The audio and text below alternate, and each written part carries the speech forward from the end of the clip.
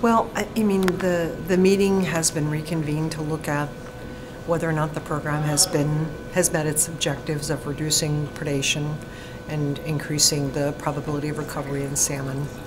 And as I said earlier in the meeting, the task force itself acknowledged that it hasn't. That the predation has not decreased. The salmon run sizes are independent of any of the predation that's going on.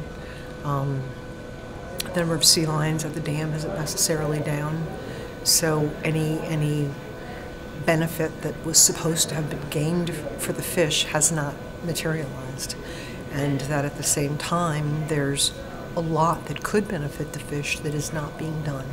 And I feel very strongly that the sea lions are scapegoated because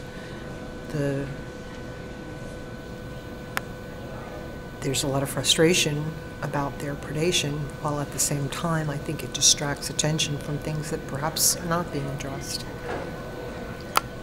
Thank you. What might you say what some of those things might be? Well, they continue to stock non-native bass and walleye for the pleasure of sport fishermen, and a scientific report that came out in 2009 said that walleye were consuming between 250,000 and 2 million salmon smolt a year, but they're reluctant to address it because it's a very big, successful program for recreational fishing. There was a hatchery reform report that came out in 2009 that recommended changes in both harvest management and hatchery management. Those have not been addressed at all, and yet, harvest and hatchery are two of what they call the 4 H's: harvest, hatchery, hydro, and oh my gosh, what's the fourth one? I don't remember. I mean, that they're already long identified as factors within recovery. So, those are just 2 recent examples that have come to light of things that are not being done that could be done, and probably would have a much greater probability of increasing the recovery rate of the salmon, which is what this is supposed to be.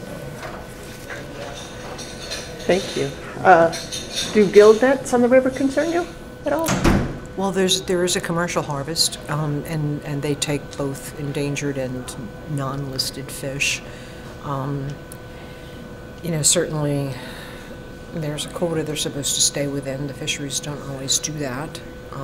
So I think harvest management has been a concern of ours as well as identified in government reports. Thank you, Sharon.